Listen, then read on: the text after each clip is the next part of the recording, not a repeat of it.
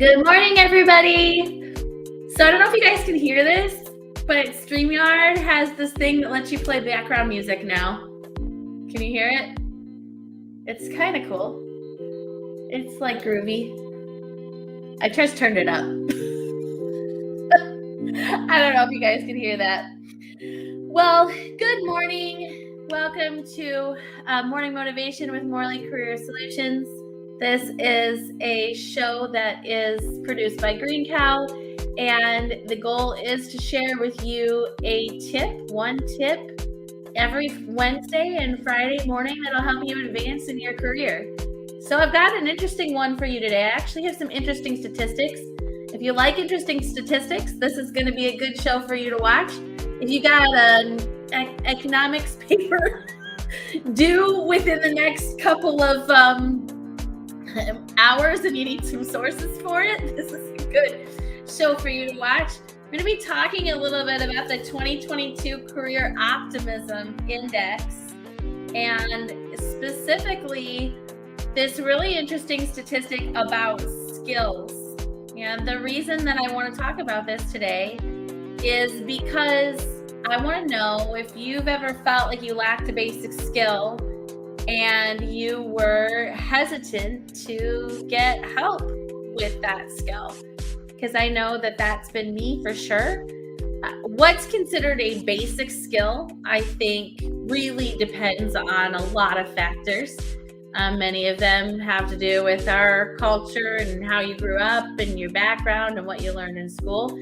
I would say there's a lot of generational gaps there too. What one generation might consider to be a basic skill, another might not consider to be a basic skill.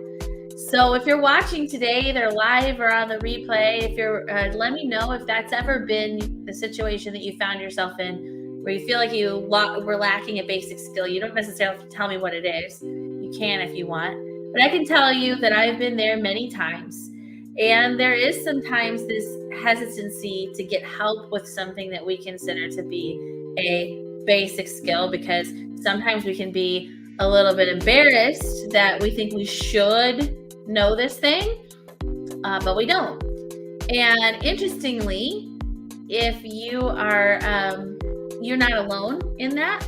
I'm going to turn off this weird music now because it's kind of, it's making me confused. That's making me forget what I'm doing.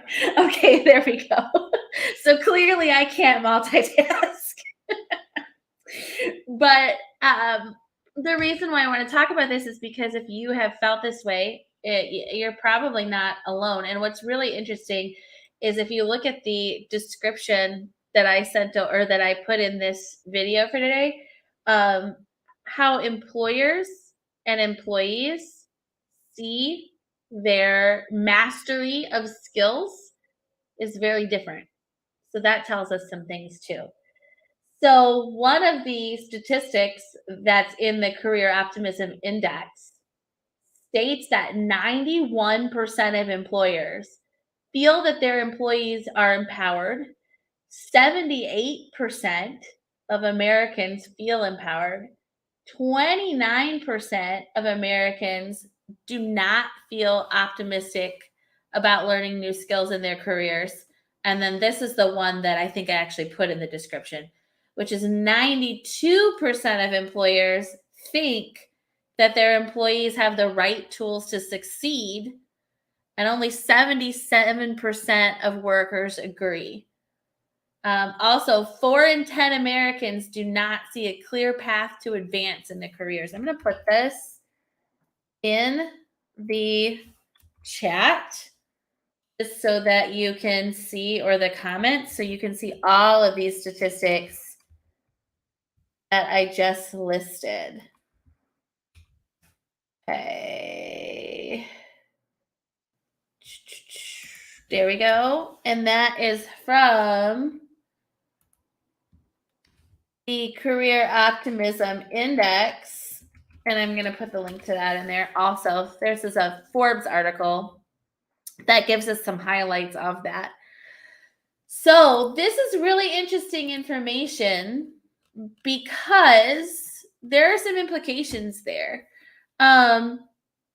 if employers really feel like employees have the skills and employees don't feel like they have the skills, there's some disconnect there. So, what does that tell you? Well, I listed a few implications. The first thing, if you're an employer, I think this suggests that there's a really great opportunity for you to clearly state what skills you're looking for. And I want to tell you, as a career coach, you would think that, again, this is pretty obvious, but it's not. Because oftentimes I have clients who say, I'm looking for a job, I've been applying, and this position says that I need to know, this position, it never said in any of the information that I need to know this really kind of odd skill. And then I have an interview where I meet with a recruiter and they said, yeah, you need to know this very obscure software program, or this, very not very common skill. So what's really interesting is that even from writing job descriptions, oftentimes employers are not clearly stating what kinds of skills they're expecting their employees to have. So that's the first thing. If you're an employer, you really have an opportunity to do that. The second thing is, and along with that, employers have an opportunity to put measures in place to assess their employers' skills, as well as to recognize the employees who meet those benchmarks. This is really how, if you're an employer, this is really helpful, because obviously this disconnect suggests that employees aren't feeling good about themselves and they're not feeling as competent as maybe you think they are. And I can tell you, as a career coach, that that is absolutely true. I have conversation after conversation with clients who don't feel competent, even when they are. I can sit here and look at an entire box of documents that they've sent me that suggest they're competent. And I can sit there and have conversation after conversation with them that shows their competency. And oftentimes the feedback I get after I do a resume for someone is, well, this resume was such a confidence booster. And that's great. I love doing that. It's like one of the reasons that I do what I do. And in fact, it's one of the reasons why I'm hoping to have a storytelling workshop soon. But you'll hear more about that soon. So it's beneficial. I'm glad, but I feel like it's a little concerning to me that so many clearly qualified professionals come to me not feeling qualified at all. So if you're an employer, you have a great opportunity there. You're seeing there's a huge disconnect in employers. 92% feel that their employees are qualified, and only, what was it, 77%? I got to go back to that screen. 77% of workers agree. So you have an opportunity, if you're an employer, to figure out where's the disconnect there and how can I help my employees feel more confident, and or how can I listen to them about the skills that are actually needed to do this job and clearly indicate those. So there's an opportunity for employers. But what if you're not an employer? What if you're not a business owner, you're not a manager, and you're thinking, well, what can I do as an employee? I feel like this. I feel like I don't have the skills. I feel like I am not competent, and I want to be competent, but I don't feel that way. Maybe other people are telling me that, but I just don't feel it in my heart. So what are some of the things that you can do? So employees, when you can take a personal inventory of your skills, and that's really the takeaway for today, like the quick tip. If I'm supposed to be giving you guys a quick tip, and today I'm getting a little talky, but really take inventory of your own skills. Take a personal inventory of your skills, and then set personal goals to for personal and professional development. How you want to improve, what areas you want to improve, whether it be being a better speaker, getting better at a specific skill, specific software program that you use in your industry, whatever it is, set a personal goal and then document your process of achieving that. And you are going to start to feel your confidence build. This relates to how I've said about emailing yourself your wins or taking inventory of your wins. It's also very beneficial to take inventory of your skills, identify where there are gaps, and then work towards closing them. Oftentimes, people who are employees wait for their employers to do this for them. And as I just mentioned, it is really great for employers to do this. And I think it is a mark of a good employer or a good manager who is somebody that does set benchmarks and helps their employees measure their skills and create plans to improve them. But as an individual, I don't recommend waiting for your employer to help you do this. This is something that I used to say to kids in college all the time when I was an instructor there. I would say, you know what? Yes, the school has assessment tools in place. Yes, the school, has these measures in place to help you identify and improve your skills. But if you're really going to be someone that stands out, you have a responsibility to identify, measure, and work towards improving your own skills. So, with this huge gap in like 92% of employers believe that their employees are highly skilled, and only 77% of employees believe this, obviously employees or just individuals, no matter whether you're an employee, an employer, or both, can take some responsibility to do this. Finally, there's another implication here, which is why I ask you guys at the beginning of this video, and if you're watching on the replay, if you're watching live, I see we have some people watching live. Say hi. That helps me out. I like to know that you're watching these shows. I like to know that this is reaching some people. So let me know that you're here.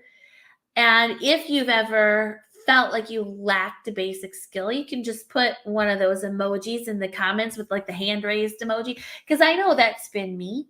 For me, a lot of it was like budgeting and figuring out money stuff that I'm still getting help with. And, maybe I was like, wow, I should have figured this out a long time ago. But there's no should have here. We all have things that we are strong in. We have things that we are not so strong in. There are different life circumstances that take us on many different paths.